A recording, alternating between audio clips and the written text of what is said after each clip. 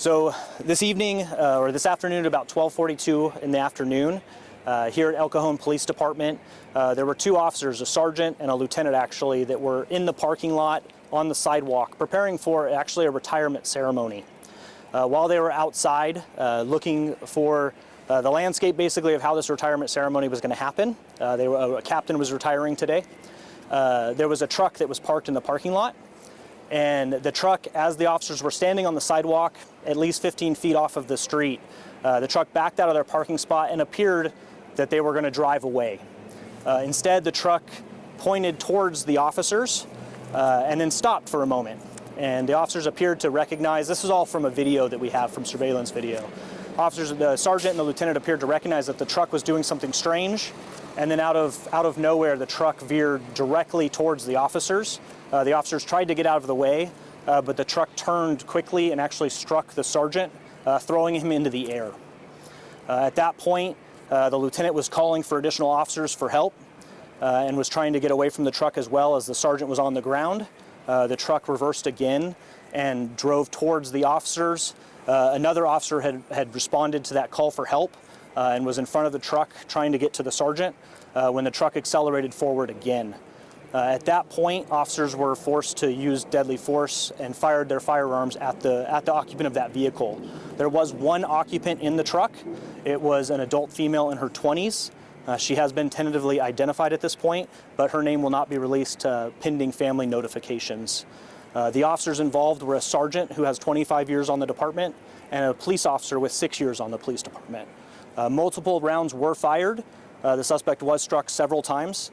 They immediately rendered aid to her, and she was transported to a local hospital.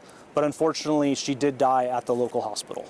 Is there reason to believe that this was a targeted attack and not some type of medical emergency?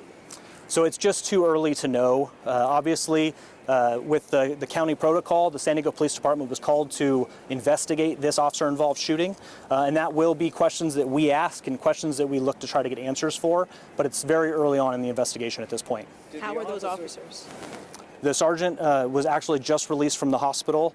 They initially thought he might have a broken arm, but there are no bone breaks, just minor injuries, non-life-threatening injuries. Did the officers who opened fire, did the sergeant or the officer involved open fire, or were the ones who opened fire the responding officers? So good question. The sergeant who was struck by the vehicle was one of the shooting officers, and the second officer was one of the ones who responded to the call for help. So two officers opened fire? Yes, ma'am. One involved in the actual incident and one who responded? Yes. Great, thank you. Did they know the suspect? We don't know that at this point. We don't have any indication that they did, but that'll be part of our investigation. Was the suspect inside the police department prior to this that we know of, perhaps filing a report or something like that? No, we don't have any indication that there was any contact made. The vehicle was parked there for several minutes prior to this incident, but no contact with the police was made prior to the incident occurring. So do you know who the woman was behind the wheel? Did she made any threats toward police? Have you had any contact with her prior to today? I don't know that yet. I don't know if there were any threats or if there was any other contacts with the El Cajon Police Department. Does it have any connection to Captain Ransweiler's retirement party?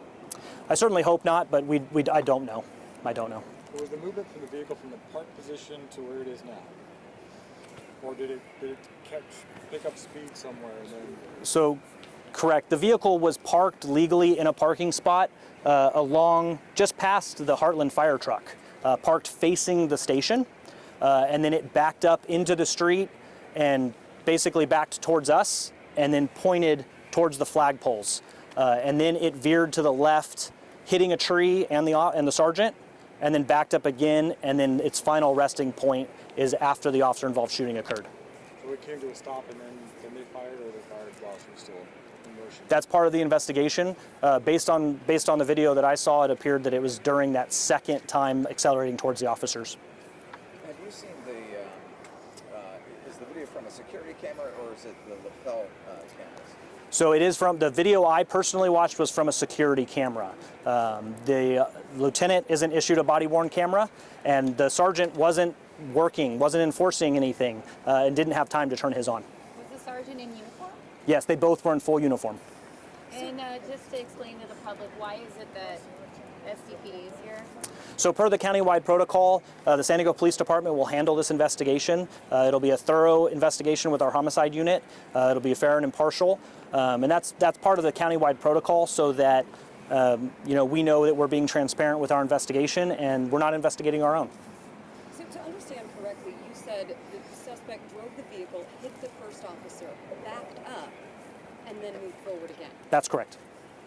The sergeant was hit, sent into the air, and was able to get back up and then open fire, or how did that work? I don't know the exact order of when he opened fire, whether he was still on the ground or whether it was when he was able to get back up, but it was some point after he was struck.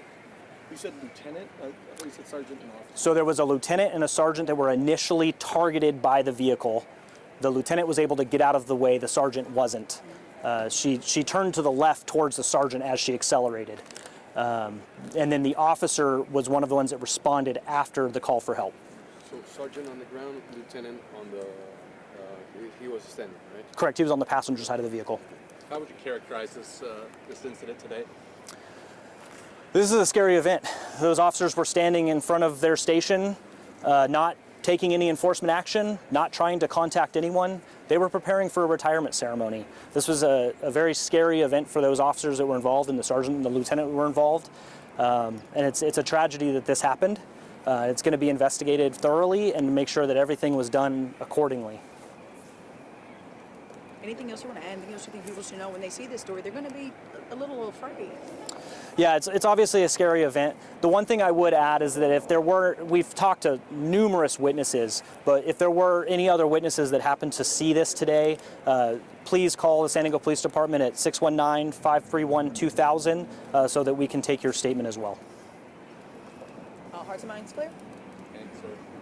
Nobody else in the way? No civilians, No, there were no other civilians in that area. There were several that were further up towards the building that witnessed it, but nobody else was injured or targeted during this.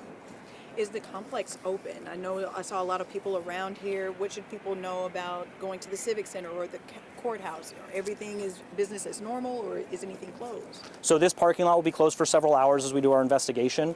I don't know specifically if any other buildings are closed. We're getting close to the end of court day anyway, but I don't know of any other closures as a result of this. Thank you. Thank you. Thank you.